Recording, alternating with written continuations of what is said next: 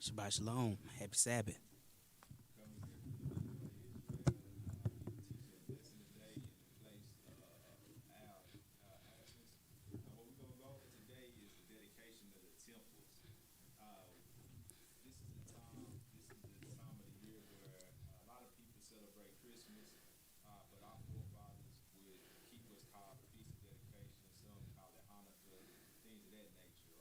Mm.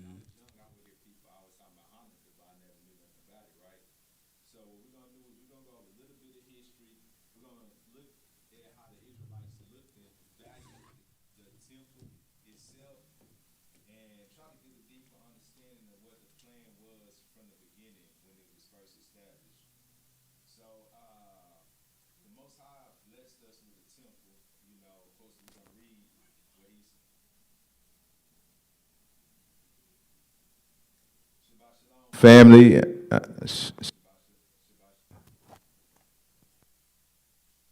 shalom, family.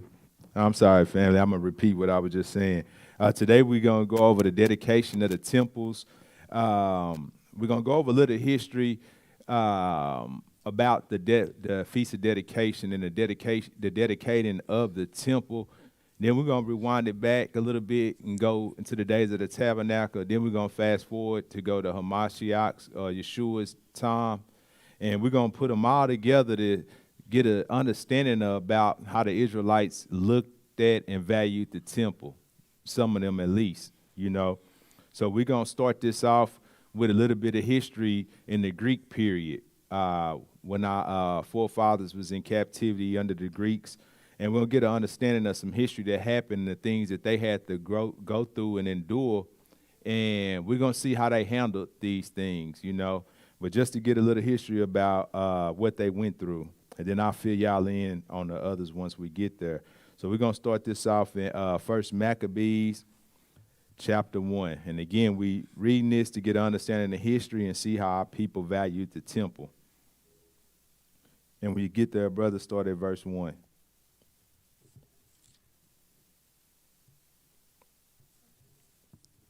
And it happened after that Alexander, son of Philip, the Macedonian, who came out of the land of Shittim, had smitten Darius king of the Persians and the Medes, that he reigned in his stead, the first over Greece. So this is who they call Alexander the Great. I call him Alexander the Gay because he died of a gay boy disease.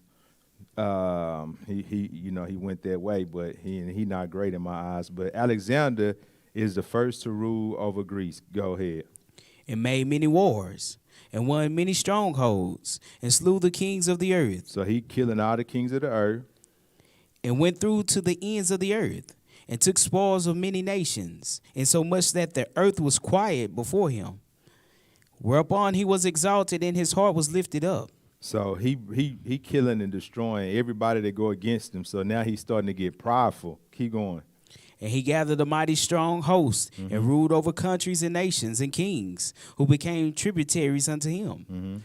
And after these things he fell sick. So he fell sick. And perceived that he should die. So he's thinking, I'm about to die. Go ahead. Wherefore he called his servants, such as were honorable, and had been brought up with him from his youth. So these people he knew from his youth. Keep going. And parted his kingdom among them, while he was yet alive. So he split the kingdom among them. So he had a feeling he was going to die. So the people who was under him, he just giving them.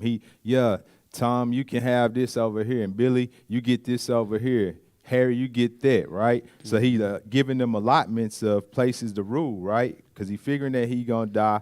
And this is a strategy in order for them to keep their power, right? Because he coming in, he beating everybody surrounding him, and then making them tributaries, right? So they got to go pay him money now because he ruling all of these lands, right? So whoever rule, they get the money. That's who they pay taxes to and things of that nature, right? Keep reading. 9. And after his death, they all put on crowns upon themselves. So did their sons after them many years, and evils were multiplied in the earth. So after he died, they started ruling, and it says the evils were multiplied upon the earth. So a lot of wickedness came under their rule. Keep going. 10.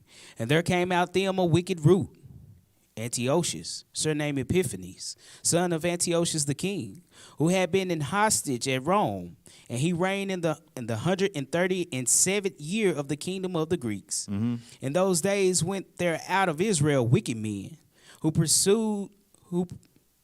persuaded many, saying, "Let us go and make a covenant with them, the heathen that are round about us. For since we departed from them, we have had much sorrow." So you got the Greeks who are ruling now. It's Epiphanes is ruling at this point in time, right? And you had wicked men in Israel that went and said, let's go be part of them, because we've been having a lot of sorrow. That sounded a lot to me like the Israelites sounded in Egypt, right? Let's go back to Egypt. What you brought us out here to die? At least when we was there, we had this and that. You know what I'm saying? So he's saying the wicked ones were saying, let's go and let's join up with them. Keep reading. So this device pleased them well. Then certain of the people were so froward herein that they went to the king, who gave them license to do after the ordinances of the heathen. So the king said, yeah, you can go and do the same thing that the heathen nations are doing. All the wickedness, yeah, go ahead and do it. Keep going. Whereupon they built a place of exercise at Jerusalem, according to the custom of the heathen. So they built a place of exercise where they would go and exercise. Ain't nothing wrong with that, but the thing is, the way the Greeks used to do it, because a lot of them were loose wrists and and they like men, that they would wrestle around naked. And when you can see it on the statues, you see out on Greek statues, they got the men wrestling and they naked, So that's proof right there, right? Keep going. It made themselves uncircumcised. They made themselves uncircumcised, which was a covenant between them and the Most High. So they stopped circumcising themselves. And keep going. And forsook the holy covenant. They forsook the holy covenant. And joined themselves to the heathen. And were sold to do mischief. Right. So they become just like the other nations. Just like how we did, unfortunately, out of our ignorance, and may the Most High wink at that, but we were celebrating all these holidays, all these things, right? All wicked ways that we shouldn't have been doing, right? Skip down to 20.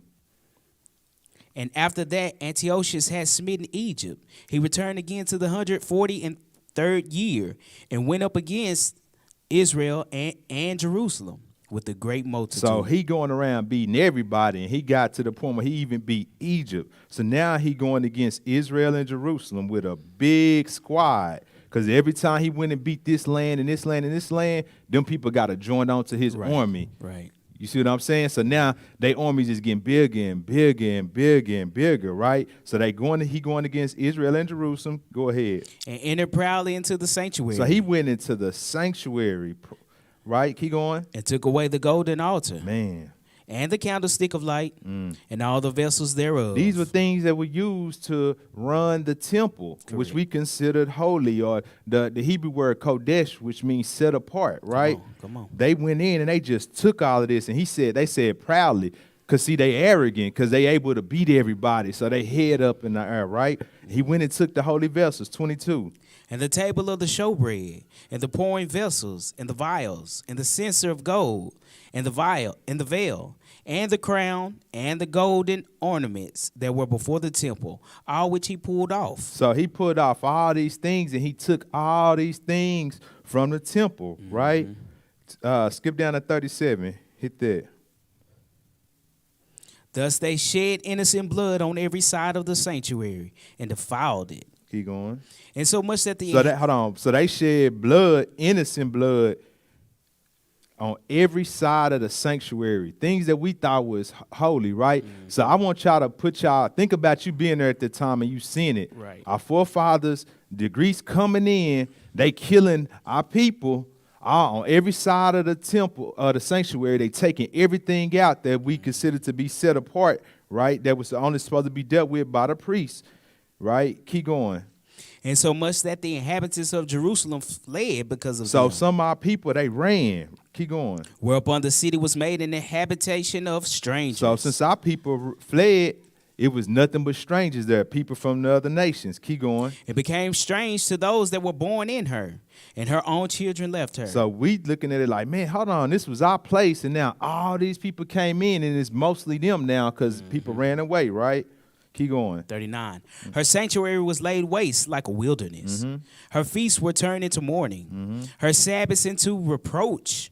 Her honor into contempt. And they ruled for a lot of years. So the holy days and all of that, you used to have that temple. So all of that is done with, right? Because they there.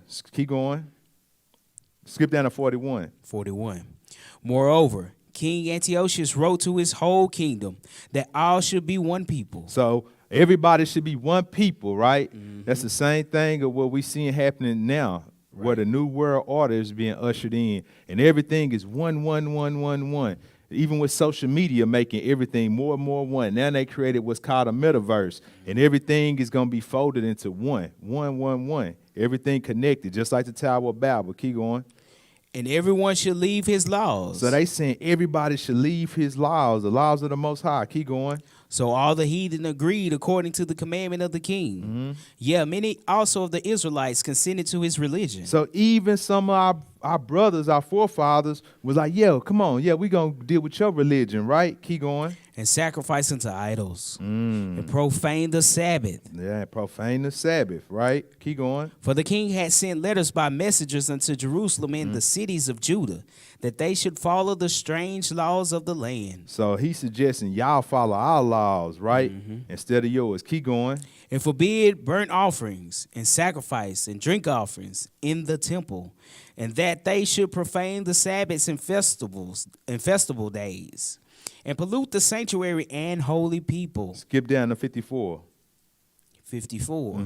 Now the 15th day of the month, Cheslu, in the 140 and 50 year, they set up the abomination of desolation. They set up the altar. what?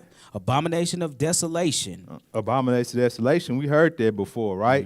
We hear that in the book, what's that, Matthews? Keep going. Upon the altar, and builded idols. Idol altars throughout the cities of Judah on every side. So they set up idols all throughout our city. They had the abomination of desolation on the altar that we used to sacrifice. They were sacrificing pig and stuff like that on our altar. The things that the Most High said was an abomination, right? Skip down to 57. And Go to 56. And when they had rent in pieces the books of the law, which they found. So they found the books of the law and ripped them. Because, see, back in the day, everybody didn't have a Bible like we got now. It was only a few people who had these writings, right? And they found them, and they was tearing the books of the law up. Go. Which they found. They burnt them with fire. And whosoever was found with any, the book of the testament. What happened? Or if any committed to the laws. What happened? The king's commandment was that they should put him to death. So you going to be keeping the Sabbath. You out here trying to make offerings. You keeping the holy days. Death. So the things that the Most High told us to do to be spiritually living, they were saying you're going to get death if you do it, right? So I want everybody to put yourself in that mind frame. What would you do? Would you listen to what they saying? Or would you stay firm with the Most High, right? Keep going. 61. Hit that. And they hanged the infants about their necks. So they killed the babies. They hanged the little babies by their necks. Keep going. And rifled their houses. And slew them that had circumcised them. So if you was still circumcising your baby, you was getting killed too. Because remember earlier, they went and made that league with him and said, okay, we ain't going to circumcise ourselves no more. We're going to take on your laws. We're going to live as the heathen. So if you was still trying to honor the Most High and keep that covenant, right, they would hang the babies and kill those who circumcise them. Keep reading. 62. Howbeit, many in Israel were fully resolved and confirmed in themselves not to eat any unclean thing. So some of them was in there and they stayed firm, like, nah, I'm not going to break the commandments. You're going to have to kill me. Yep. I know it's a greater reward if I stick with the Most High. Keep going. Wherefore, the rather to die, that they might not be defiled with meats. Rather to die. A lot of people going to be like, nah, it's just a little slice of bacon, man. The Most High don't want me to die. Right? But he gave us commands. Hey, that's an abomination to me, right? So they rather to die. Keep going. And that they might not profane the holy covenant. So then they died. They put their life on the line and died. Keep going. And there was very And there was very great wrath upon Israel. That's right. Chapter 2, we're going to read verses 1 through 13. And I want y'all to think about that. What would you have done? Imagine seeing all these things happening. We actually have the city. People come in, they take over everything. They ravish everything. They had them burning stuff like incense outside their house. And these are for other gods. Because everything that we do, Yah established it to where everything going to be similar, but it ain't the same if it ain't the Most High, right? Even a lot of stuff that was established, it was because Israel had seen Egypt doing that. So the Most High, knowing, well, I already know they're going to want to do the wickedness of their nation, so let me set them up a temple. You know what I'm saying? Because they saw that temple stuff coming from Egypt when they was worshiping their gods. So ask yourself, what would you have done?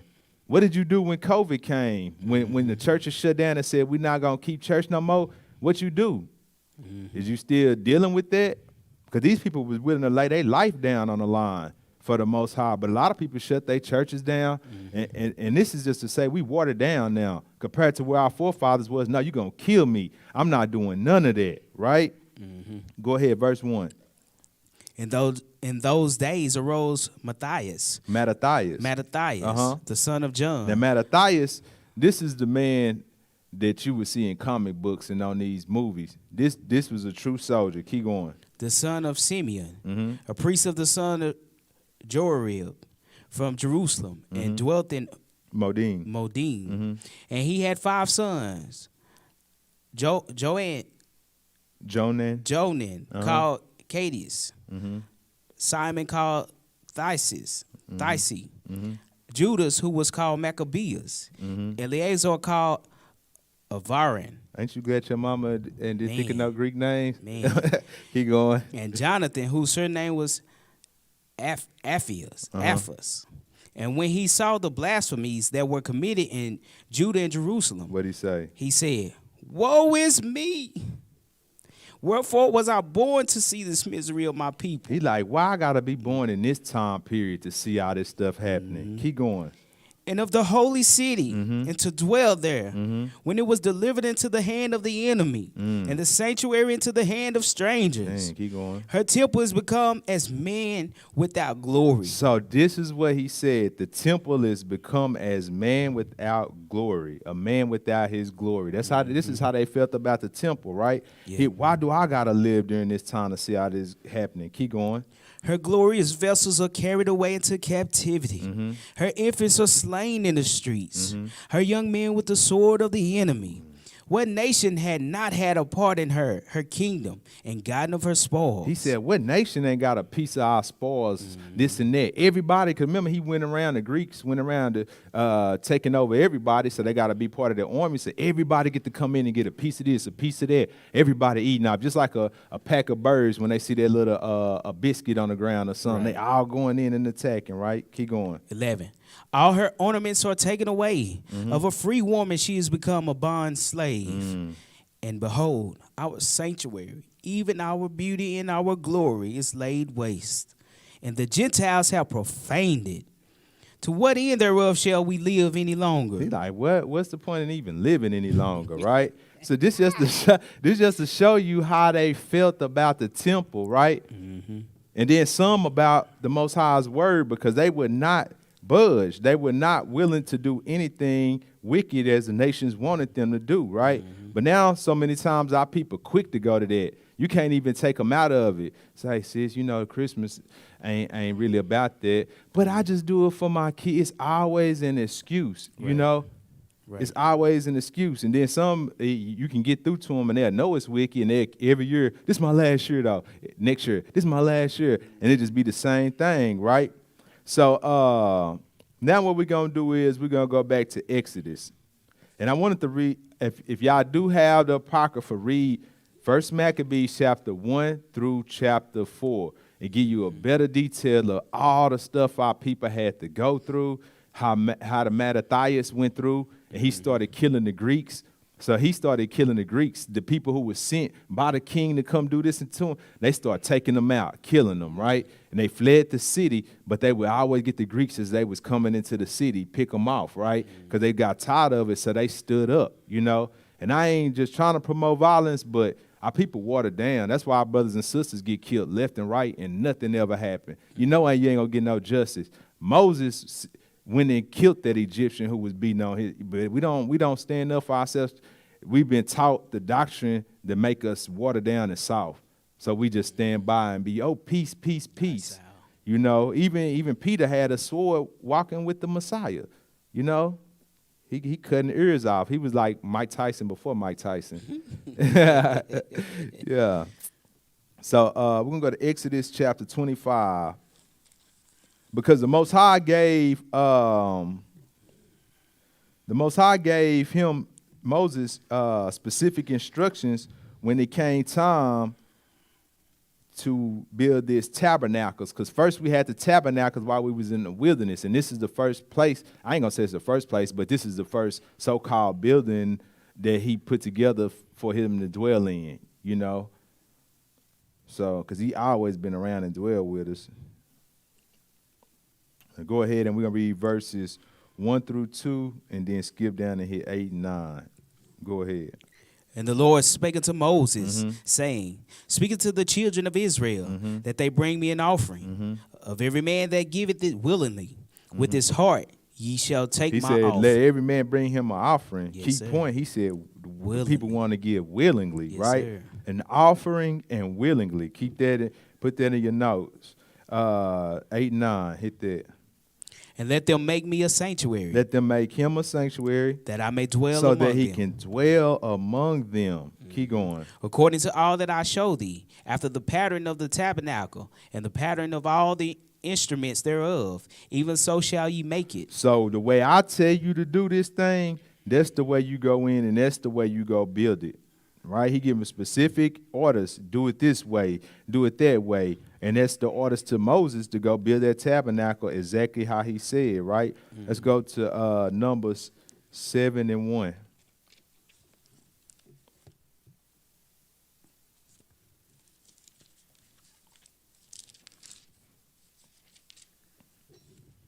Go ahead. And it came to pass on the day that Moses had fully set up the tabernacle, So when he fully set up and was finished, and had anointed he it, anointed it and sanctified it, and sanctified it. So he anointed it and sanctified it. Keep going. and all the instruments thereof, both the altar and all the vessels thereof, and had anointed them and sanctified them. Sanctified them. So this was something special, because this is the house of the Most High, right? So even here in our building, we should strive to take care of the best that we can, because this is the place that we come and fellowship. You know, and what he said, where two or more are gathered, I am there with you, right? So he in the presence of us, so we should even take care of our assembly here, right? And everybody else the same way. But you see, he anointed these things, right? And even after the Greeks did that, and the Maccabees and when Mattathias, when he died, he left one of his sons, Judas Maccabees, to be the leader of everybody. They went through, they took back the temple, was killing all the Greeks, and then what did they do? They anointed it. They sanctified it again. That's why it's called a feast of dedication, right? So that they had to go back and anoint it, because it was dirty and it was unclean. So they went and anointed it, you know, and trying to get things back in order. 1 Kings chapter 6.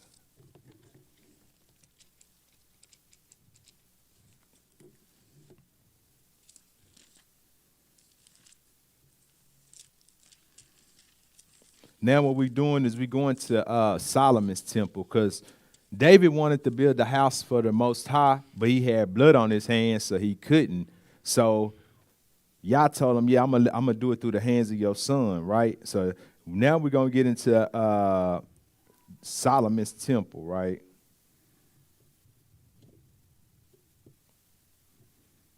We're going to read verses 16 through 23. Go ahead.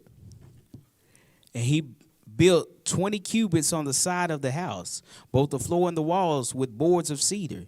He even built them for it within, even for the oracle, even for the most holy place. So the oracle, when he's saying that, that's the place where the Ark of the Covenant set in. They call that the oracle, the most holy place, which only the high priest could go to once a year, right? So they telling you how it was built. Keep going, 17. And the house, that is, the temple before it, was 40 cubits long. And the cedar of the house within was carved with knops and open flowers. All was cedar. There was no stone seen. And the oracle he prepared in the house within to set there the ark of the covenant of the Lord. Mm-hmm. And the oracle in the forepart was 20 cubits in length, and 20 cubits in breadth, and 20 cubits in height thereof, and he overlaid it with pure gold, and so covered the altar which was of cedar. So once they built everything, that's when they covered everything with gold, right? Mm-hmm. So they built it up, then they poured pure gold, right? Which is the best you're going to get, you know. No contaminations, just pure gold. They covered this thing, right? Keep going. So Solomon overlaid the house within with pure gold, Mm-hmm. and he made a partition by the chains of gold before the oracle, and he overlaid it with gold. And the whole house he overlaid with gold until he had finished all the house. Also the whole altar that was by the oracle he overlaid with gold. So everything gold. Keep going. And within the oracle he made 2 cherubims of olive tree, each 10 cubits high. Right. So then he had the cherubims, right? Mm-hmm. And he gonna overlay that with gold. But for the sake of time, we're gonna stop it there. But he had the cherubims, which is angels, to protect the Ark of the Covenant, right? And that was the presence of the Most High. Within the covenant, you know, you had the commandments of the Most High, Aaron's bud, and I want to say something else. But you had the commandments within the covenant, within the ark. If anybody touched the ark who wasn't the right priest, they died, right? So it was protection, right? So because I want us to see the physical things so that we can see the spiritual things later on down the line, right? Mm-hmm. So this is just physical, right? So, but he overlaid everything with gold, right? And the Hebrews valued gold. That's why even God said he was the refiner. Mm-hmm. And he gonna take out all the impurities out of us so that we can be fine gold, right? So now we're gonna go to Leviticus 17, and we're gonna read verses 8 through 9.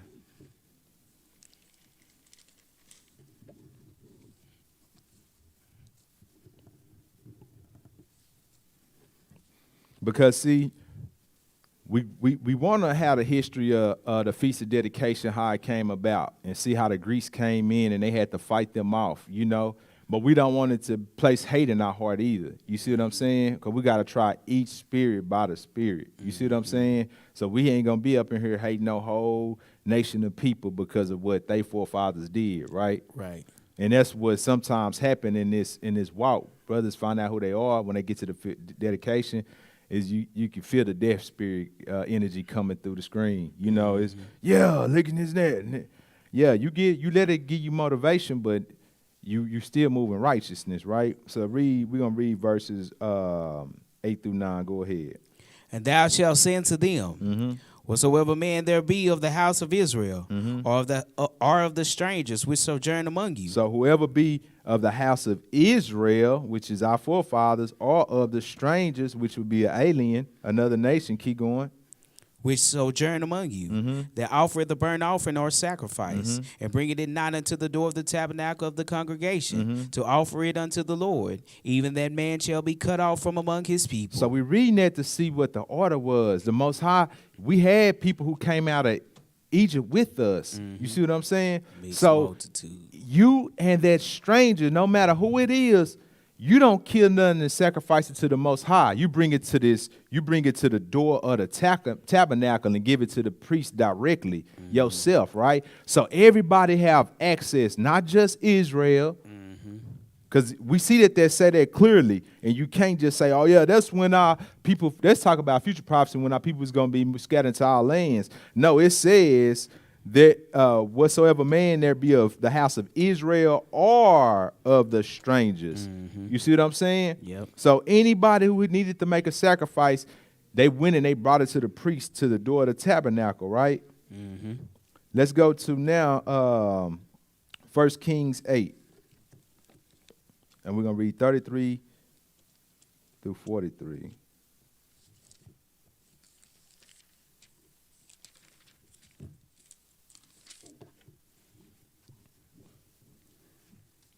So we saw back in the tabernacle when that was done and the Torah, which would be the books of the law, was given to us, It said, bring it directly to the priest, you and a stranger, right? Go ahead. 1 Kings 8 and verse 33. When thy people Israel be smitten down before the enemy, because they have sinned against thee, and shall turn again to thee, and confess thy name, and pray, and make supplication unto thee in this house, then hear thou in heaven, and forgive the sin of thy people Israel, and bring them again unto the land which thou gavest unto their fathers. Because this is Solomon's temple. So when they think when they go through all this stuff, Father, when they look at this house towards this direction and pray, hear them, right? Keep going. When heaven is shut up and there is no rain, because they have sinned against thee, if they pray toward this place and confess thy name and turn from their sin and repent. Yes, So sir. just not just, oh, I pray that you're gonna hear me just because I face that way, but you coming with a clean mind and you repent and you turning away from your sin. Keep going. when thou afflictest them, then hear thou in heaven and forgive the sin of thy servant and of thy people Israel, that thou teach them the good way wherein they should walk, and give them rain upon their land, which they has given to thy people for an inheritance. If there be in the land famine, if there be pestilence, blasting, mildew, locust, or if there be caterpillar, if the enemy besiege them in the land of their cities, whatsoever plague, whatsoever sickness there be, what prayer and supplication soever be made by any man, or by all thy people Israel, which shall know every man the plague of his own heart, and spread forth his hand toward this house, then hear thou in heaven thy dwelling place, and forgive and do, and give to every man according to his ways, whose heart thou knowest. Because he know your mind, right? Go ahead. For thou, even thou only, knowest the hearts of all the children of men. Right, and all these things that was mentioned above, that's detrimental to Israel because they are farmers. Right. You gotta have your land, you gotta have your crops. And that was the way the Most High would punish them. Okay, you ain't gonna get no rain. I'm gonna send locusts to eat up all your food. No food, you hungry, right? No food, you hungry, you might have to go get some money or something, and you end up in servitude. You see what I'm saying? Keep going. 40. That they may fear thee all the days that they live in the land which thou gavest unto our fathers. Moreover, concerning a stranger that is not thy people Israel, but cometh out of a far country for thy name's sake. For they shall. Hold on. So, moreover, concerning a stranger that is not of thy people Israel, again, the stranger, right? That's not of thy people Israel, but cometh out of a far country for your name's sake, what? For they shall hear of thy great name, and of thy strong hand, and of thy stretched out arm. When he shall come and pray toward this house, hear thou in heaven thy dwelling place, and do according to all that the stranger calleth to thee for. So he's saying Solomon even praying for the stranger to be heard. Keep going. That all people of the earth may know thy name. So everybody will know you and be able to worship and bless your name. Keep going. To fear thee. Fear you. As do thy people Israel. And that they may know that this house, which I have builded, is called by thy name. Right. So it's more than just a physical place. This is just a place where his spirit was, that he could dwell so that the people would have somewhere to look at in remembrance in their mind. Okay, the Father with me. Let me go ahead and face the temple, get my body right, repent, and then he may hear my prayer, right, and judge me as a righteous person, right? So it's not even just physically the building, but it's the thing that's behind it, which is the spirit of the Most High, right? So he said, Israel, no matter what they going through, if they repent and they truly coming to you, hear their voice. Even the stranger as well, right? So Isaiah 56.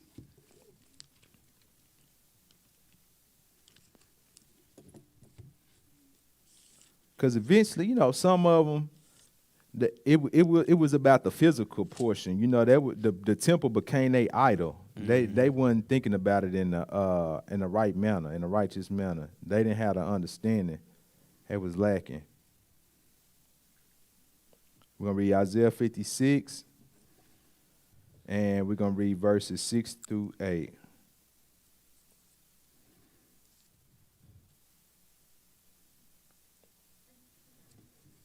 Go ahead. Also the sons of the stranger that join themselves to the Lord to serve him, and to love the name of the Lord, Mm-hmm. to be his servants, everyone that keepeth the Sabbath from polluting it, and taketh hold on my covenant. So he's saying again, he mentioning the strangers again, right? Here in the book of Isaiah, mentioning the strangers again. Again, we're gonna take that book of Maccabees with pride, because they give us something to look to and show us how to stand firm for the Most High, right? So that way we ain't shutting down when COVID hit and this new variant or whatever else they gonna come up with next. You know, we're gonna still come here and the Father gonna protect us, right?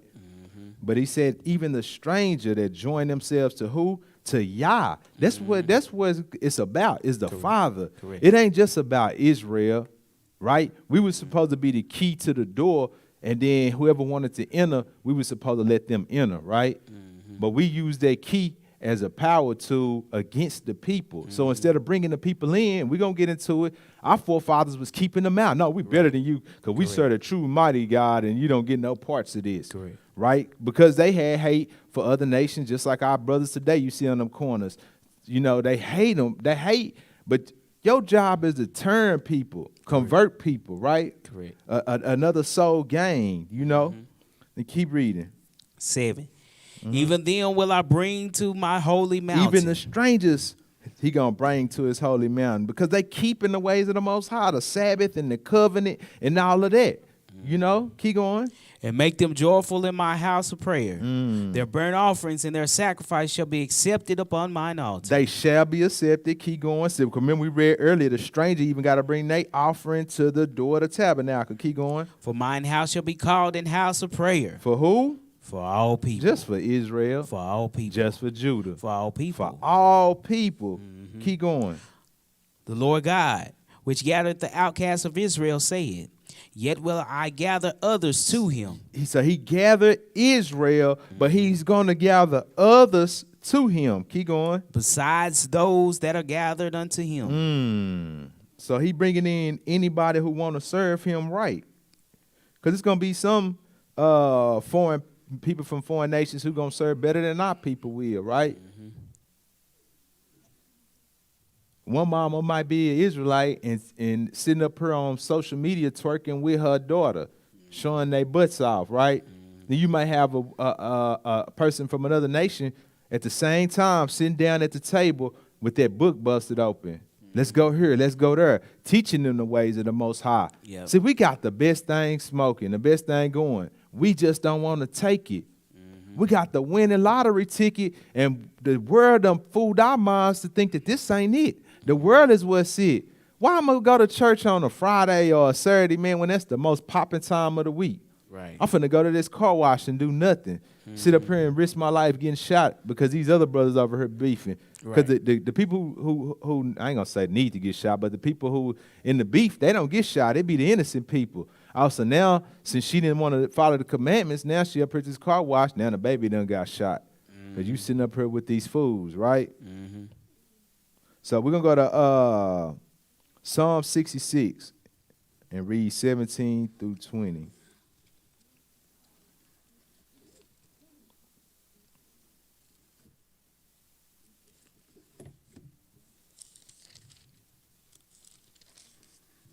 This is our culture. This ain't religion. This is culture, and we should be sharing this with everybody else. Because, see, everybody going to be like us. You got white people calling each other the N-word, you know. Like it's just cool, you know what I'm saying? Everybody want to dance like us, modify their cars to have big rims. When we first was riding big rims, they looked at you ignorant. Now you can't, they standard on a lot now sometimes, you know what I'm saying? But we should be making this the cool thing to do. Follow the Most High. Yep. So Psalm 66, 17 through 20. Go ahead. I cried unto him with my mouth, and he was extolled with my tongue. If I regard iniquity in my heart, the Lord would not hear me. So even if we praying towards that temple, he's saying that my heart is unclean, then the Most High Yahuwah is not going to hear him, right? So it ain't just about the temple. It's deeper than that. You know what I'm saying? He just gave us a place, Right. you know? But if your mind unclean, he's still not going to hear you. Keep going. 19. But verily God had heard me. He had attended to the voice of my prayer. Blessed be God, which had not turned away my prayer, nor his mercy Right, because from that's me. the worst thing is that once you Man. figure out he done cut you off. Ooh. And you going week after week and you downhill. It's hell, hell, hell, hell, hell, hell. And it's getting worse and worse, man. And you thinking how much, I mean, if it keep raining, man, I'm going to drown, you know? So that's a scary thing. So that's a blessing for the Father to answer your prayer, Hallelujah. right? But it ain't something, and it's a thing. It's not nothing we're entitled to. Right. These are things that we have to put ourselves in position to get them blessings, right? Because none of us is going to raise up our kids and let our kids run our house and we allow them to stay there. Right. Oh, you think you grown and you ain't trying to abide by these rules? Then what we tell them? Get out. Man, I like that song, Hit the Road, Jack. Don't you know? come back. Yeah, unless you're going to be a prodigal son or daughter. There you go. Yeah, but until you get your mind right, you got to go, right? So what's the point in keep buying them Jordans and all of this and that, and they calling you to your school every week? Oh, they doing this, he doing this, he fighting this, he doing this with this girl, she doing it. You know, what's the point? And so how could we think that we just entitled to these things, right? Jeremiah 29, and we're going to read verses 10 through 14.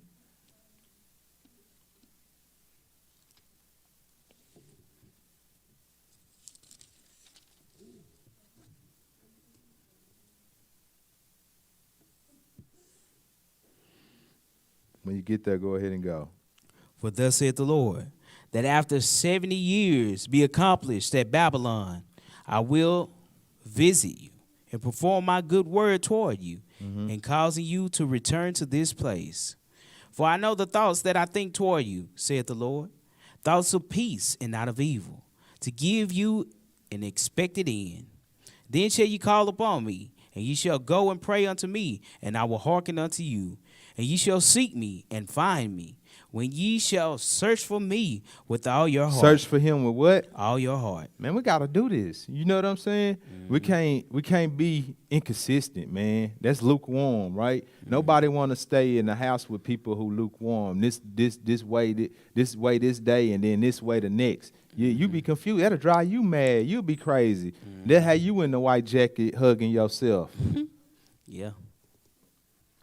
Right? Keep going. 14. And I will be found of you. So then he gonna be found of him because you searching with the with all your heart or all your mind, right? Keep going. Saith the Lord. And I will turn away your captivity, and I will gather you from all the nations. So now with salvation coming in, go. And from all the places whither I have driven you, saith the Lord. And I will bring you again into the place whence I caused you to be carried away captive. All right, we're gonna stop right there. We're gonna go to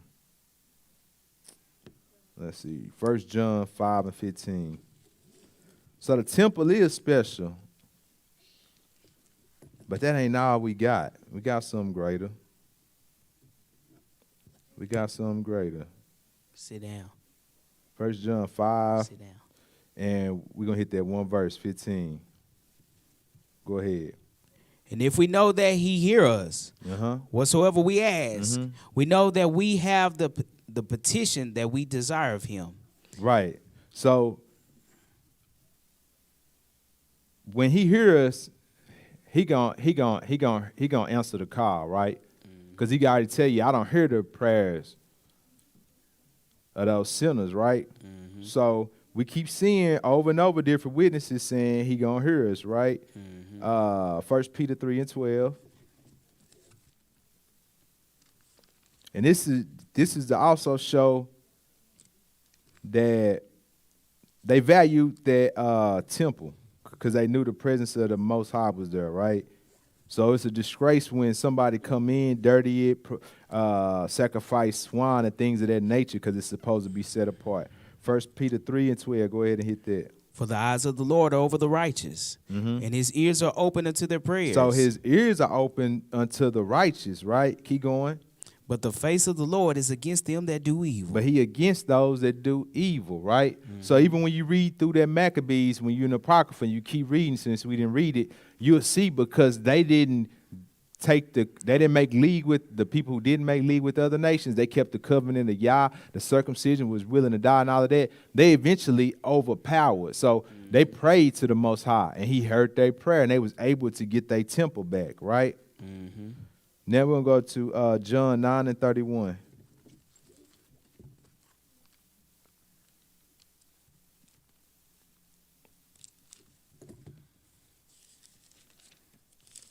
John 9 and 31.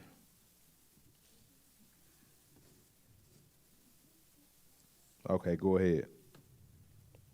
31. Mm-hmm. Now we know that God heareth not sinners. So he don't hear the sinners. But if any man be a worshiper of God and doeth his will, If you do his will, him he heareth. then the Father will hear you, right? So that's all we need. We just going here to show you that it ain't just the temple itself. You have to walk right. You have to walk right with the Most High in order for him to hear your prayers, whether you standing 2 feet from the temple or 1,000,000 miles, right? Mm-hmm. So the temple, I don't want to say it don't matter, but it's deeper than that, right? Because these are corner things, really, you know. Mm-hmm. So in the spiritual realm and looking at it with a spiritual eye, it's deeper than just that building, right? But it was valued by us because there was a place that Most High said, hey, build this like this and this like this and like this, right? Mm-hmm. We're going to go to Haggai chapter 2. Because in the temple, you know, it used to be like the incense that was in the temple carried the prayers to heaven, right? That was symbolic of that, carrying the prayers to Shamaim or heaven in the physical. But now our dedication to doing the Father's will is what does that. Right? It's us resembling him, being in the image, right? That's what matters now. It always mattered, but it really now, because we ain't got no temple, right? So we're going Haggai, what I say, 2, and we're going to pick it up at verse 1. Go ahead. In the 7th month, in the 21st day of the month, came the word of the Lord by the prophet Haggai, saying, Speak now to Zerubbabel the son of Shealtiel, governor of Judah, and to Joshua the son of Jehozadak, the high priest, and to the residue of the people, saying, Who is left among you that saw this house in her first glory? So this is a time frame where Solomon's temple had been broken down, right? So they saying, who saw the house in its first glory? Because they had to rebuild it, right? Keep going. And how do ye see it now? So you ask them, how you like it now? Keep going. Is it not in your eyes in comparison of it as nothing? So they thought of it as basically nothing. This ain't the same as it was originally, right? They kind of was disappointed and ungrateful. I ain't gonna say just ungrateful, but they weren't pleased with it compared to how it originally was, right? Verse 4. Yet now be strong, O Zerubbabel, saith the Lord, and be strong, O Joshua, son of Jehozadak, the high priest. It's funny because it say, "Oh Joshua, the son of the high priest." Right. And if you know, that's Christ's name in the regular English. If you're gonna make it regular English, it wouldn't be Jesus; it'd be Joshua. That's why it's Yahshua, which is the Hebrew word for Joshua or Yahushua or Yehoshua, right? But it's Joshua, the son of Josadak of the high priest, right? So it really, if you look into it, it get a little bit deeper. I like the way he lined it up. Keep going. And be strong, all ye people of the land, saith the Lord, and work, for I am with you, saith the Lord of hosts. So he said, I am with you, right? So he going to be with us regardless if it's a temple or not, right? He was always there. So even when the temple wasn't there, they were still saying prayers to him. When they was in captivity, they always say prayer to him. Daniel faced the temple when he was in captivity and was still heard, you know? But it's because he was a righteous man. Now, pull up that first site I gave you.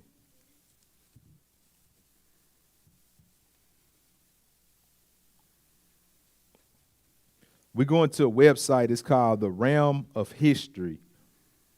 And we're going to read some historical facts about this temple.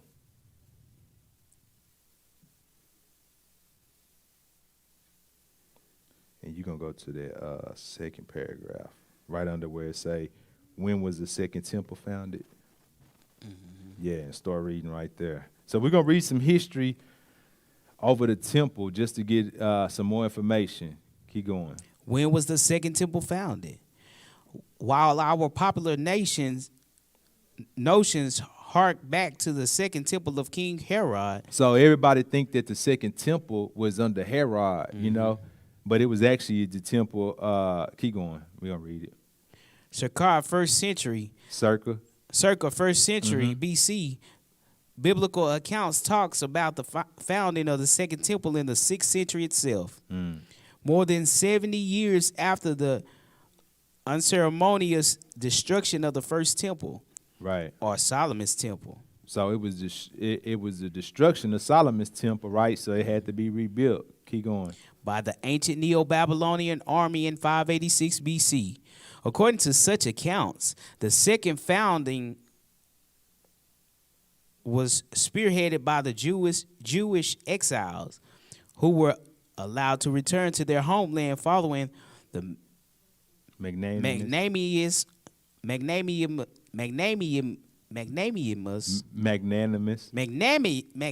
what he said decree of the Persian king Cyrus the Great. Right. So under the Persian king, that's when they started rebuilding the temple under Cyrus the Great. Keep going. One of their leaders, known as Zerubbabel, was later appointed the governor of Persian province of Yehuda Medinata. And it was his possibly elevated effort as an administrative head, aided by both logistical and materialistic support, including personal gifts from his followers, that allowed the establishment of a new altar on the original site of the altar of the first temple. So that he rebuilt, under Zerubbabel, they rebuilt the altar where the first temple was at, right? Because the Most High gave certain instructions. He said, do it like this, do it like that. So he trying to follow it just the exact way the Most High told us to build it, right? Keep going. This was followed by the construction of the temple itself in 515 BC, which rose to a height of 60 cubits, approximately 90 feet. All right, now go down to the red part and read that.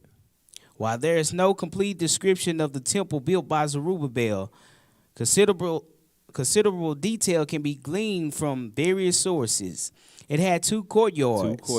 One report suggests dimensions of 500 by 100 cubits, about 750 by 150 feet for the inner courtyard.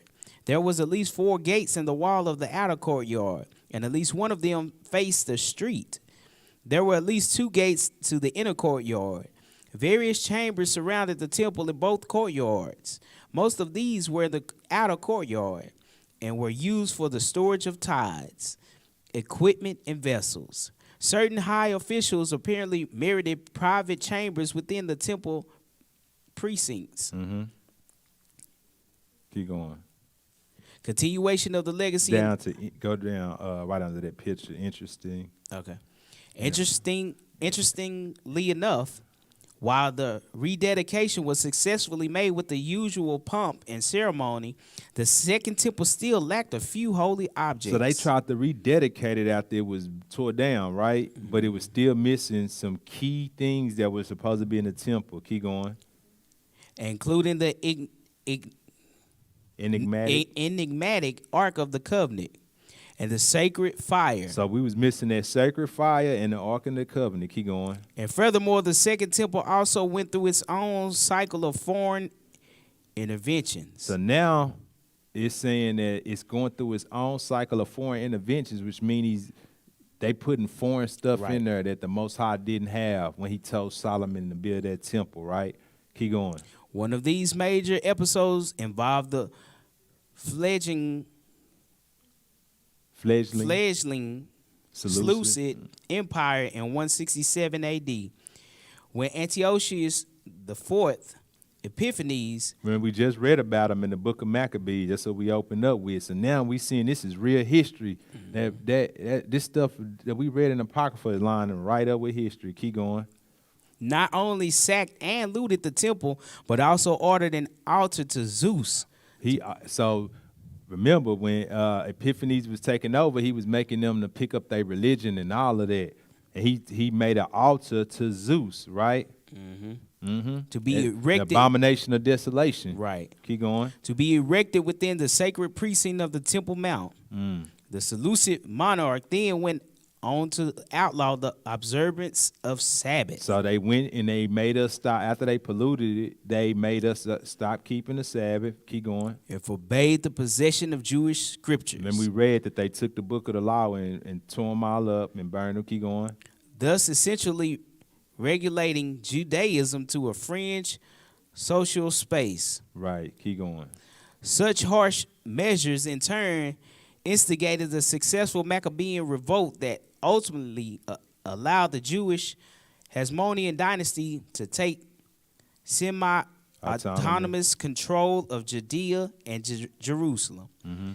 Unsurprisingly, the Second Temple was once again heralded as the center of the Jewish religion. So it was a centerpiece again. Keep going. And this historic feat is culturally associated with the observance of Hanukkah. However, beyond just symbolic overtures, the Hasmoneans also played their part in refurbishing many parts of the temple precinct, except for the main structure. So they even was building it, right? Right. And Israel was always ordained to build this and to build it in a certain manner. This is the last paragraph right here. Go ahead. Thus, this latter scope was covered by King Herod. So King Herod was the one who came and built this temple, right? And this is an Edomite. This was a man of Edom, but he came and was building this. Keep going. During his incredible restoration project that fascinatingly touched upon the main building of the Second Temple, often touted as one of the major construction endeavors of 1st century BC. So it was so splendorous, everybody was in awe when they seen this. Keep going. That's why when you hear about the stories with the Messiah, they was always, our temple this, and our temple of this. Have you ever seen anything so beautiful? Right? So the temple actually became an idol to them. Keep going. Herod invited architects and builders from distant Greece, Egypt, and even Rome to oversee some of the outer works, while the core structure in its edifice, which still functioned as a spot for sacrificial offerings, were expanded upon by the Jewish priests. So they building on top of what the Most High said and adding on all this other stuff, right? And I had pictures for y'all to have, but we can't get them uploaded for y'all. But I wanted y'all to see the growth of how it really looked. It was real modest with the tabernacle. Then when Solomon's temple came, it was real beautiful and glorious, because now this ain't moving no more. This in one spot, so they really went all in. And then when Herod built his, man, it looked like a mini city. So instead of just having a temple, you got the temple on one little portion, and then all around it is all these other foreign chambers and foreign stuff. Man, it was like they done built basically a city around the temple, you know? And I wish y'all could see it, because it's crazy, because it don't look nothing like what the Most High had ordained, right? Keep going. The entire precinct and surrounding areas of ancient Jerusalem possibly attracted over 300,000 pilgrims during the Passover. So that's a lot of people coming to the Passover from other lands. Keep going. Thus alluding to the massive undertaking of Herod. Right. So read that red part under that picture. Go scroll down. In addition to the temple building itself, the temple area consisted of an outer courtyard surrounding the complex, the court of the women. So now, instead of everybody, because remember he said the Israelite and a stranger, right? So that means women could come too. Everybody come and bring your sacrifice directly to the priest. Now they got separate courtyards. They done made separate. This for y'all over there, this for y'all. Keep reading.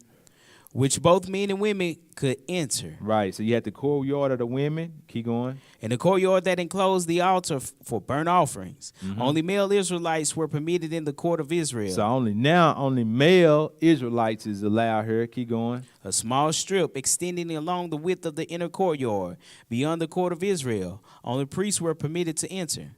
Inside the temple building were the menorah, table for the showbread, incense, altar, and further in, the Holy of Holies. Right, so that's enough right there. Go to that second link.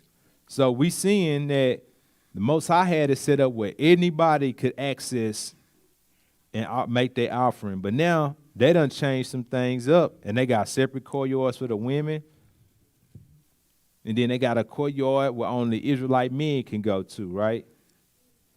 When you put up that second link, we're going to go to that third paragraph. To the third paragraph, and then you can read when you get there, as you might expect. Mm-hmm. Oh, yeah, and family, this is coming from a college called Brown University. This is their website. If y'all want the links, y'all can get us, email us, and I had a link sent to y'all, the pictures and everything that I was going to have y'all looking at. But go ahead. As you might expect, Herod's additions created a problem for pious Jews. So he made it all glamorous and big, but it made it a problem for the people. Keep going. Wealth, commerce, and power are not always compatible with holiness. You're right. You can't serve two masters. You can serve either the Father or you can serve money. But see, the priests started hustling the people. This became a hustle, bro. Yep. It was money being made in there. Bribes. Bribing and all of that. Keep going. If you were a pilgrim arriving at the base of the Temple Mount from the east, you will first pass through a gate delineating the temple complex. This gate would lead out into the midst of the court of the Gentiles. The site of Herod's colonnade. What is that? Colonnade and marketplace, as its name implies. The court of the Gentiles was accessible to Jews, Gentiles, foreigners, and the ritual impure. Here you could meal about, exchange money, and even buy doves or oxen. See, so this is becoming a hustle to them. They done turned what was supposed to be holy into something that's about finances and gaining over the people. Keep going. Judaism at this time regarded images as forms of idolatry, and coins with images had to be exchanged for temple currency. Hold on, what had to be exchanged? Coins with images. Nah, we don't tithe. Tithing is done with, bro, because that was animals we tithe. Coins with images. Keep going. Had to be exchanged for temple currency. The exchange of money was considered vulgar, and animals for sale dirtied the space with their droppings.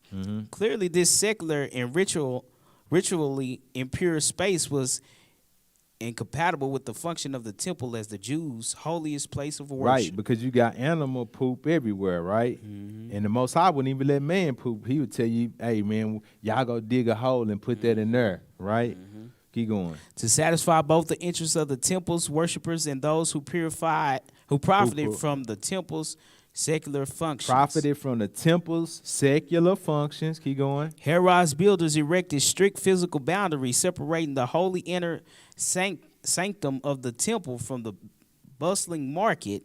A low wall or parabolis demarcated the beginning of the sacred or angius area of the temple.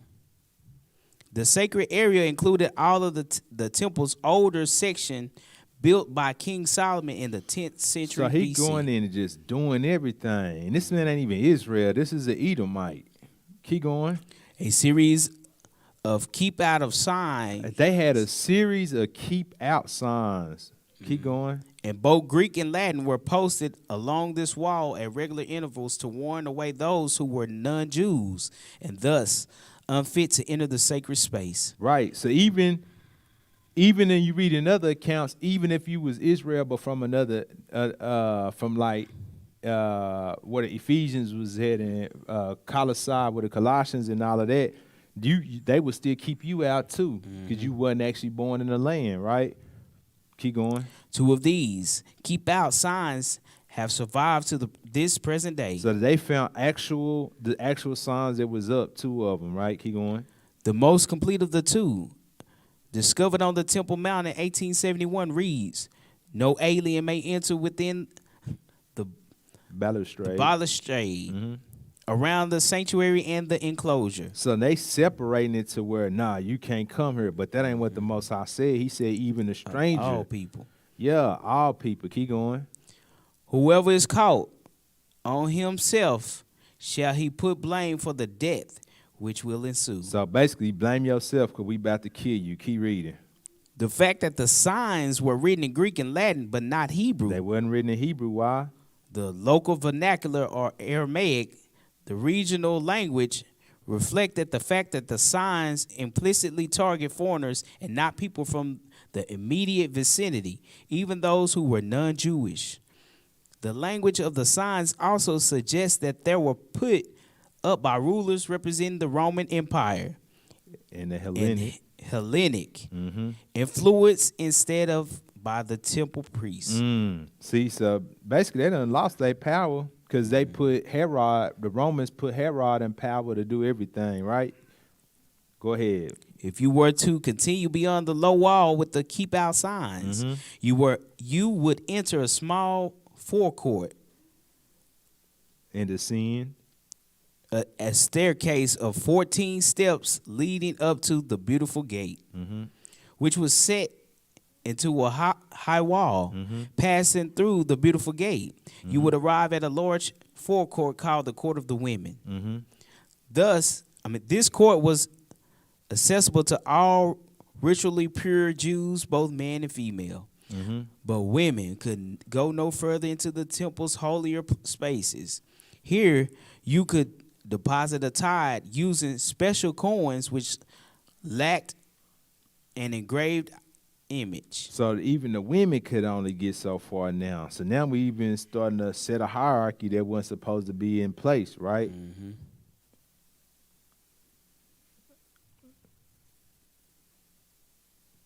All right, go ahead and read. If you were male and wanted to make a sacrifice, you will be free to exit the Court of the Women and pass beneath the elaborate Nicanor gate to an even holier courtyard. Here, a priest would accept your sacrificial animal and prepare it as a burnt offering on your behalf. As a layperson, you will be separated from the priest by a short flight of steps. Beyond this court of the priest, you could glimpse an enclosed shrine in which the Ark of the Covenant had once been housed. This shrine was off limits to all but special priests, descended from the tribe of Levi. All right, skip that next paragraph and go to the next one. It is interesting that the two extant temple warning inscriptions conflate genealogical purity with ritual purity. Ritual, you see what I'm saying? Most I ain't about no ritual. Keep going. The temple warning inscriptions forbid those born elsewhere. So just even being born somewhere, that's what I'm saying. If you wasn't from actually born in, that's like you being my brethren who was unfortunately taken to another city, and now I'm telling you, now you can't come over here.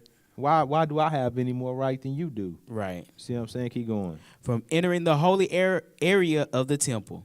But as one scholar points out, the alien was not excluded because he was an alien. Any foreigner devoted to the worship of God was on the same footing with the native Israelite.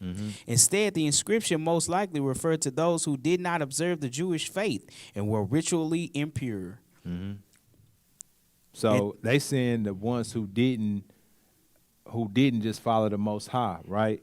But it's another article that I have. We're gonna stop on this article. It's another article that I have where it show you that they set up the courtyards to where the men could go up to all the way up and make the sack offering.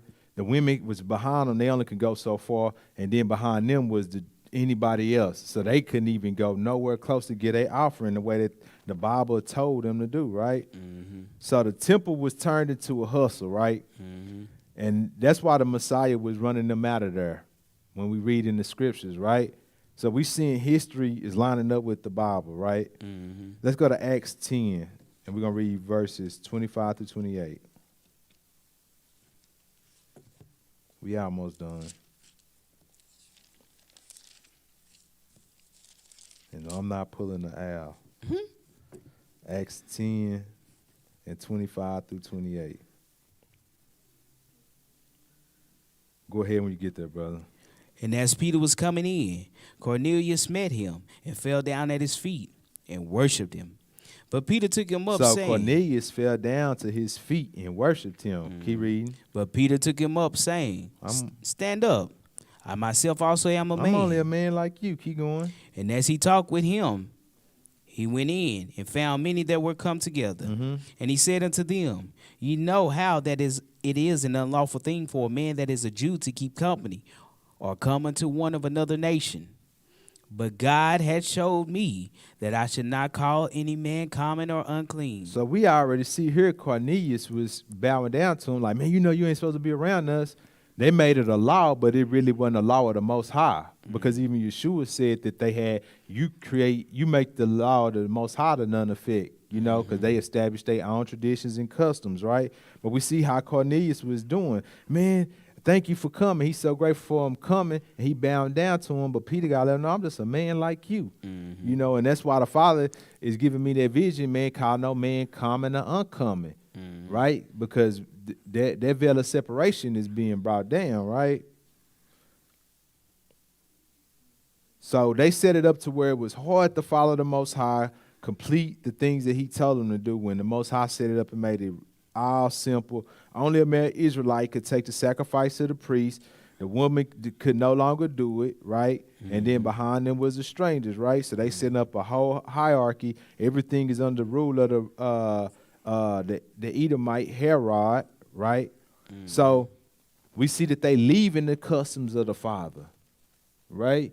They making an idol out of the building. They using it as hustle. They making everything wicked. Even the days of old, they was doing stuff like this, right? Leviticus 15.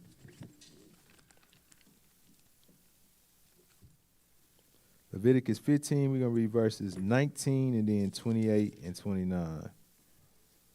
And we're going to see what the duties of the woman was to do.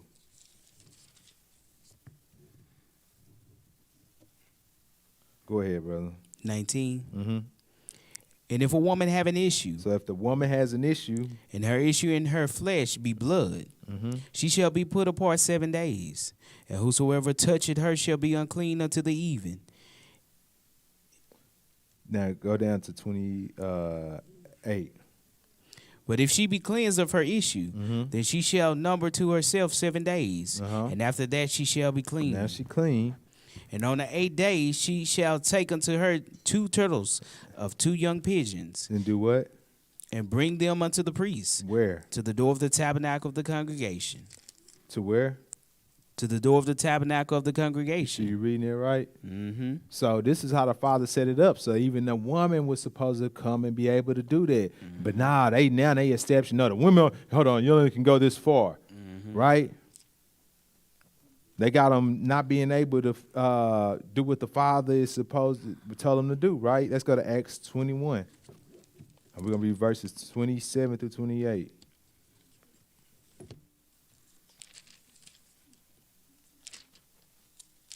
Because some people really reverenced the temple and had a good understanding of what they saw deeper into it.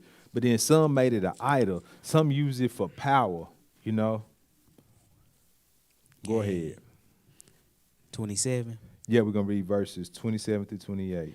And when the 7 days were almost ended, the Jews which were of Asia, when they saw him in the temple, stirred up all the people and laid hands on him, So they laying hands on this man, right? Keep going. crying out, Uh-huh. Men of Israel, help! This is the man that teacheth all men everywhere against the people and the law. So they saying he teaching against the people and the law. Keep going. And this place, and further brought Greeks also into the temple, and had polluted this holy place. So now they saying since he brought Greeks in, he has polluted this holy place, right? Now keep in mind, this is under Roman captivity, so this is after the Greeks, right? You know, so he's saying you can't bring no Greeks here, right? You can't have nobody, even your own brother who was born in Greece, you know, due to their family leaving. Because remember, a lot of our people left and said, we're going to go over here and just make a league with them and do whatever they want to say. So you Follow their religion. So you might be a third generation there, right? Because your parents was the wicked people who left, but you coming under understanding of the Most High, and your own people don't want to let you come back, right? This is not just. We supposed to bring in to the fold, not keep away from the Most High. It's not our word to take away from that, right? Let's go to Malachi 3 and 5. Malachi 3 and 5.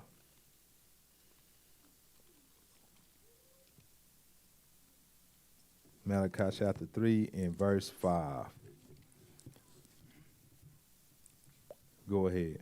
And I will come near to you to judgment, and I will be swift witness against the sorcerers, and against the adulterers, and against false swearers, and against those that oppress the hireling in his wages, the widow and the fatherless, and that turn aside the stranger from his right. The what? Stranger from his right. And fear not me, saith the Lord of hosts. So this is the right of the people, right? But we got a lot of our brothers who filled with hate, you know what I'm saying? And they don't want to accept this. You know, and this has been happening way before the temple of Herod. So we can't just blame him because the Israelite priest was with it. Because remember, he was saying the Israelite priest was with him. They're going along with it. And it only can go as far as you let it go, because the Maccabees showed us an example. Hey, when you fed up, you would tell them, hey, we're not going to do this. We're not going to do all this other stuff. This don't line up with Scripture, right? Whoever come to follow Yah is welcome to welcome in righteousness. His right. Zechariah 6. We got, I want to say, 5 more spots. Maybe 22. Because I'm not going to lie, bro. This would have been a 6-hour lesson, all the stuff I had. Zechariah 6, and we're going to read verses 12 through 13. Zechariah 6, verses 12 through 13. Go ahead. And speaketh to him, saying, Thus speaketh the Lord of hosts, saying, Behold the man whose name is the branch. The man whose name is the what? The branch. Uh-huh. And he shall grow up out of his place, and he shall build the temple of the Lord. So this man is going to go, and he going to build the temple of Yah, right? Go ahead, 13. Even he shall build the temple of the Lord, and he shall bear the glory, and shall sit and rule upon his throne, and he shall be a priest upon his throne. So it's going to be a priest upon the throne, right? So we know this ain't talking about no regular man, right? Because a priest sitting upon the throne, the priest and the kings is two different duties, right? Yep, but this man going to have both for the office. Thank you, kinfolk. This man going to have both. Keep going. And the counsel of peace shall be between them both. So it's going to be a man by the name Branch who's going to build his temple, right? Let's go to John 2, and we're going to read verses 13 through 21.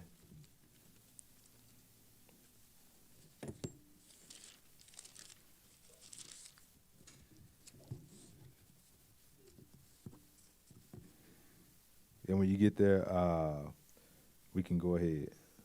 2 and 13. Yeah, through 21. And the Jews' Passover was at hand. So the Passover at hand. And Yeshua went up to Jerusalem and found in the temple those that sold oxen and sheep and doves and the changers of money sitting. Remember, we just read about all this stuff. They was telling you these people was making the temple into a hustle house, right?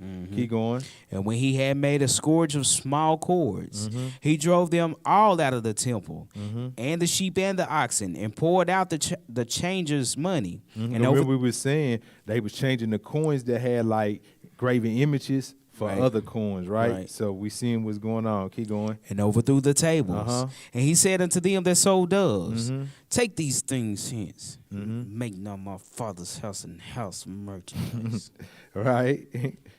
So he checking them like, hey, man, this is a set-apart place. You're going to do this in the Father's house. Keep going. And his disciples remembered that it was written, The zeal of thine house had eaten me up. Then, keep going. Yeah. Then answered the Jews and said unto him, What sign showest thou unto us, seeing that thou doest these things? So what sign is you showing to us, seeing that you doing this stuff, right? Keep going.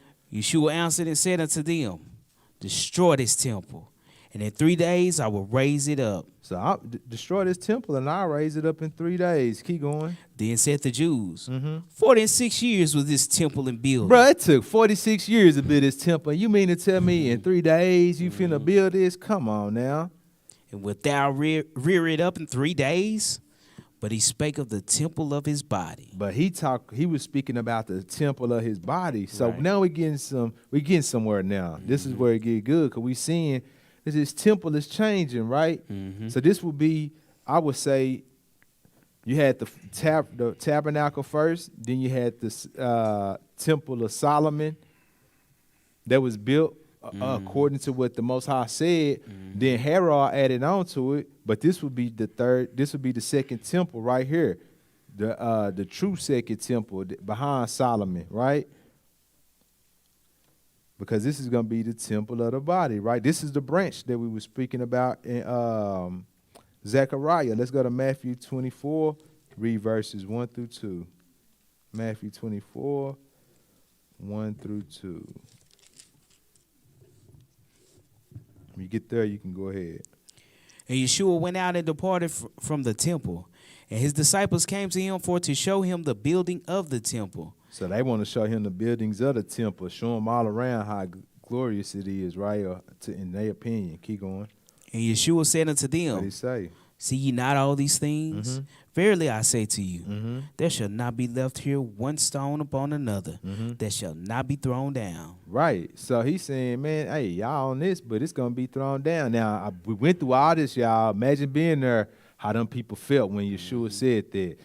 You know how they was about their temple. Man, this big old temple. Hold on. Is you making a threat, Yeshua? Is you saying you going to do something? Yeah. Let's go to 1 Corinthians 6. And we're going to read 19 through 20. Probably wanted to stone him. 1 Corinthians 6. And we're going to read verses 19 through 20. When you get there, you can go ahead. What? Know ye not that your body is the temple of the Holy Ghost, Your which body is in you? is a temple of the Ruach HaKodesh, which is in you. Remember, the Holy of Holies is where the Father's Spirit used to dwell. And now, because when you look at the outlining of the temple, if you look at it from an area view, if we was in the helicopter and we was looking down on how that temple was made back in the day, that temple lay out just like a human body. So God had it built out, and it looked like a human body from above. So the Holy of Holies, where the priest would go one time a year, where God's Spirit was dwelling on that Ark of the Covenant, that's our mind, the way you looking at the temple. So if we was laying down, it would line up with the temple. So our mind would be the holiest of holies, right? So he said your body is a temple which the Spirit is in you, which is the Spirit of the Father, right? Keep reading. Which ye have of God, and you are not your own. And you are not your own. He owned you, right? Keep going. For ye are bought with a price. You've been bought with a price because of Yeshua's blood. Therefore, glorify God in your body and in your spirit, And in your spirit. which are God's. Because this is the true temple that the Father wants us to be, to hold to a high esteem, because we're following in his ways and we're being an image of him, right? Let's go to John chapter 10.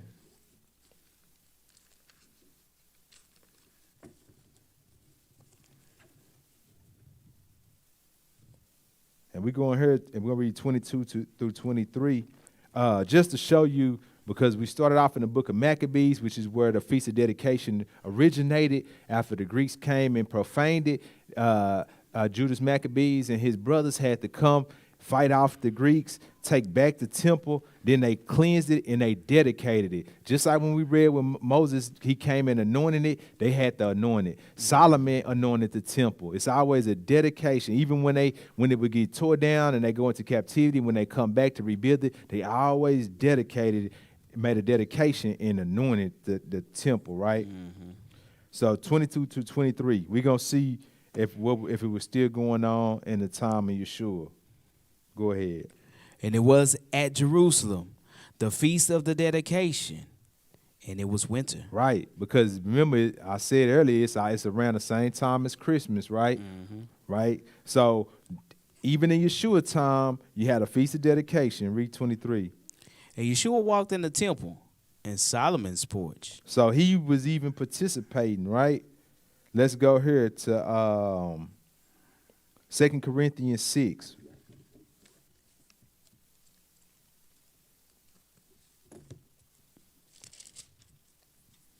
Second Corinthians 6, we're going to read 11 through 18. And when you get there, go ahead. O ye Corinthians. So Paul talking to the Corinthians, people that's in Corinth, right? Keep going. Our mouth is open unto you. Mm-hmm. Our heart is enlarged. You are not straitened in us, but ye are straitened in your own bowels. Now for a recompense in the same, I speak as unto my children. But be ye also enlarged. Be ye not unequally yoked together with unbelievers. For what fellowship had righteousness with unrighteousness? Mm-hmm. And what communion had light with darkness? Right, because our bodies is our temples, right? So once we start dwelling with those who are not the light, it's just like letting the Greeks come in here and sacrifice anything on the temple, because our bodies is our temple. Mm-hmm. Now we allowing all this stuff to come into our body. It's profaning us, right? Dim me your light. Exactly. Keep going. And what concord had Christ with Belial? Or what part had he that believed with the infidel? And what agreement had the temple of God with idols? Man, keep going. For ye are the temple of the living God. We are the temple, right? So this is the deeper meaning. Like, this is even greater than them temples that was built with man's hand, because we are made by the Most High, right? We are made by something that's not by man's hand. So we are the temple of the living God. Keep going. As God has said, I will dwell in them and walk in them. He would dwell where? In them. Remember that the Holy of Holies had the Father's Spirit there, right, on the Ark of the Covenant. Now he's saying he would dwell in us. But we have to make our temples a place that's habitable for him and clean for him to even come and dwell. Keep going. And I will be their God, and they shall be my people. Those that are near and those far off. Keep going. Wherefore come out from among them and be ye separate. Be separate, right? Be like the Maccabees. Want to be clean. Want to have something to have pride in the Father's commands. Keep going. Saith the Lord. And touch not the unclean thing, and I will receive you. And will be a father unto you, and ye shall be my sons and daughters, saith the Lord Almighty. Because you're going 9 times out of 10 look like your mom and your daddy. So we should be looking like our Father through our actions and our ways, right? Let's go to Ephesians 2 verses, and we're going to read 13 through 22. See, the Maccabees wasn't letting them Greeks come and do that, you know. That's why I think we should be like that with the world. Don't let the world just come and take over us.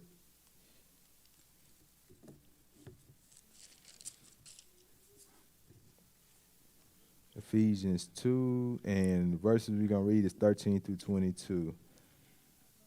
Go ahead. But now, in Yeshua HaMashiach, ye who sometimes were far off, are made nigh by the blood of Hamashiach. Right. So under his blood, we are brought close to the Father. Keep going. For he is our peace, who had made both one, and had broken down the middle wall of partition between us. Right. Remember we read there earlier in the Old Testament, this branch was going to come, and he was going to sit on the throne. Right. He was going to be a high priest to sit on the throne and bring peace. Keep going.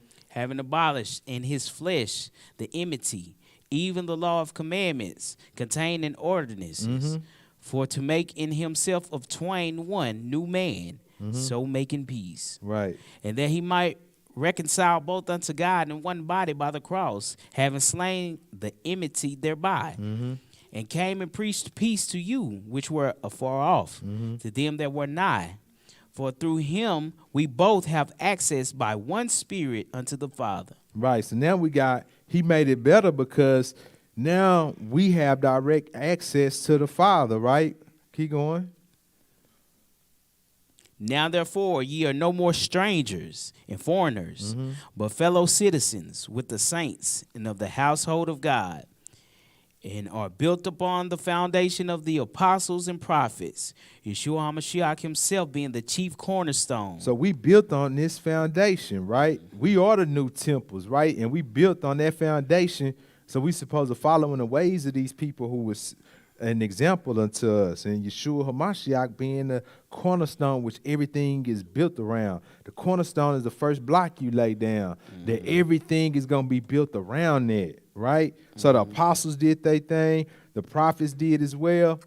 Now we supposed to come and continue to build, right? So we a temple ourselves, but then as a collective, we're an even bigger temple, right? We the body of the Most High. Keep going. In whom all the building fitly framed together groweth unto an holy temple in the Lord. So we grow into a holy temple in Yahuwah. Keep going.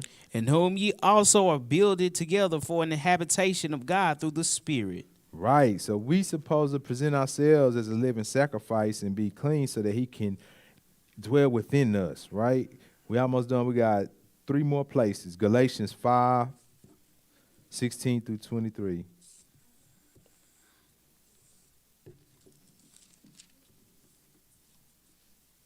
Galatians 5:16 through 23. So we're not supposed to make it harder for nobody else to come into this walk, right? We should look at the book of Maccabees and have pride in walking in the Father's commands, right? And refuse to let anybody to defile our temple, right? So we're going to look at some of the ways that we can defile our temple. Galatians 5:16 through 23. Go ahead. This I say then, walk in the Spirit. In the Spirit. And ye shall not fulfill the lust of the flesh. Then you're going to be able to beat them temptations. Keep going. For the flesh lusted against the Spirit. They don't agree with each other, so they going to fight. And the Spirit against the flesh. And these are contrary the one to the other, so that ye cannot do the things that ye would. But if ye be led of the Spirit, you are not under the law. Right. Now the works of the flesh are manifest, which are these. So this is how you're going to defile your temple. Go. Adultery, fornication, uncleanness, lasciviousness, Right. idolatry, witchcraft, hatred, variance, emulations, wrath, strife, sedition, heresies, envyings, murders, drunkenness, revelings, and such like, of the which I tell you before, as I have also told you in time past, that they which do such things shall not inherit the kingdom of God. Because now you profane, so we can't enter into that kingdom, right? Keep going. But the fruit of the Spirit. These are the things that you need to garnish your temple with, right? Because if you sweep the house clean and you don't replace it with something that's good, you're going to have a legion of demons coming back for you, right? So these are the things that we put in our temple. Instead of having that incense and having the Ark of the Covenant and all of this, these things are even better than that pure gold, right? Yeah. And then when we do these things, we consider it pure gold, you know, and we fit the standards of how we supposed to be built. So he gave Moses and Solomon, build my house just like this, build the tabernacle just like this. Now through the scriptures, he was already telling them back in the day how to build a righteous temple. Correct. The true temple that he wanted, right? So let's go ahead. But the fruit of the Spirit, right, is love. Put that in your temple, go. Joy, peace, long suffering, right, gentleness, goodness, faith, right, meekness, temperance. Against such there is no law. So these are the things that we should be garnishing and putting in our temple so that we can fight off the bad spirits and all of that. And I had a scripture, but I ain't going to put it in here. But it tell you, because remember, it was the cherubims right over the Ark of the Covenant, which was signified the angels protecting God's word, right? So it even tell you, I want to say it's in Psalms, and it tell you, once you start following his word, then them angels come and they protect you. They become your hedge. So it's like everything that he set up in the physical represents something in the deeper spiritual aspect, right? So let's go to Matthew 15. We've got one more place after this. Matthew 15. We're going to read 19 through 20. So this is the true temple that we should be celebrating as well and staying focused on. I kept the Feast of Dedication for the first time this year. I always watch the lessons and stuff, but actually kept it for the first time this year. But this is the deep meaning. So when I was listening, I was like, okay, I see how it was, but it progressed and came into to that new, you know what I'm saying, to the new covenant, which is way better. Matthew 15, and we're gonna read verses 19 through 20. Go ahead. These are more ways to defile your temple. For out of the heart proceeded evil thoughts, murders, adulteries, fornications, thefts, false witness, blasphemies. Because they was tripping on eating without washing hands, you know. I think this is it.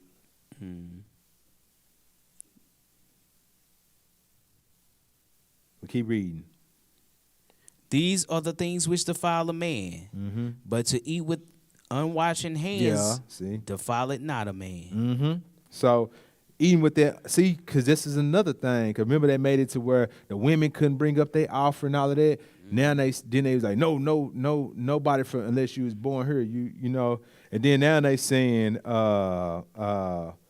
to eat with your hands unclean. So they established a lot of their own laws, you know, their own stuff, you know, and made it burdensome on the people. But he's saying these are the things that defile you. These are the things that defile your temple. Last spot, 1 Peter 1. And see, we should all do better because, see, we got hard people to go against because John's father said that they were mother and father, that they walked perfectly. Job was seen as perfect. He did good. David had a heart of the Most High, a mind of the Most High. So we got to step it up. 1 Peter 1.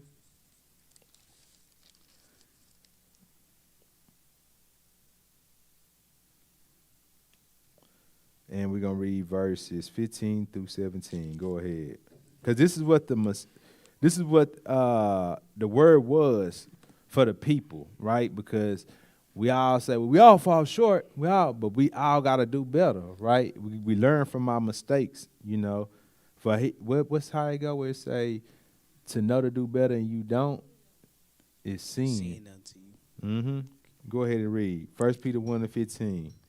But as he which had called you is holy, so be ye holy in all manner of conversation.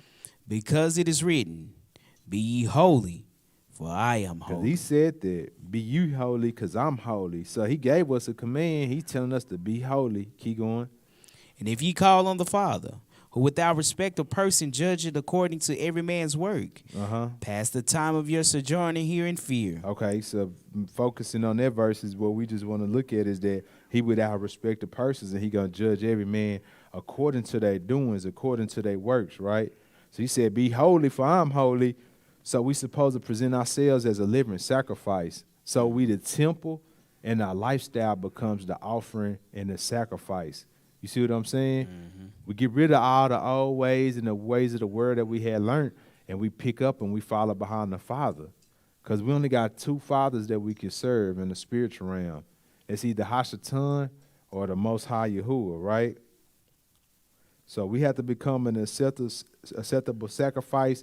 We should be dedicating our temples like they dedicated the things that was made by man. We should be dedicating these temples that's made by the Most High to the Father, right? Because he said we was what? Bought with a price, and that we are not our own. So we have to realize that, you know, he give us the options to make decisions, but we're not our own, you know, and if we want to be able to him to dwell within us, we have to make our temple. We got to rededicate that temple, right? So with that, I hope somebody got some understanding. Shabbat shalom. Peace be with y'all family. Love y'all and see y'all in a month. For me, to up here. Yeah. Shabbat shalom, family.